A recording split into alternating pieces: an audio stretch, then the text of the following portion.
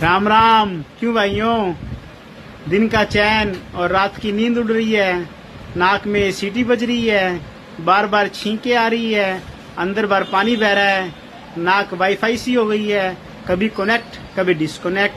तो भाइयों, ये नजला जुकाम कोई मामूली बात नहीं है।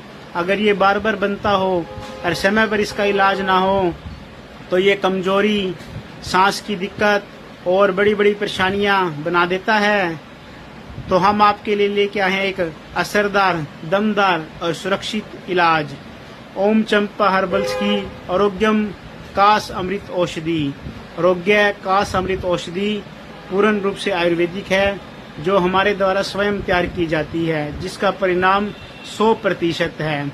अगर आप भी नजला, जुखाम, सांस लेने की दिक्कत, बार बार छींके आना, अंदर बार पानी का गिरना जैसी बीमारियों से परेशान हैं, तो आज ही हमसे संपर्क करें। लाला मोदी पंसारी की दुकान, पुरानी अनाज मंडी, उकलाना। और घर बैठे दवाई मंगवाने के लिए आप नीचे स्क्रीन पर दिए नंबर पर हमें कॉल कर सकते हैं 9034128999।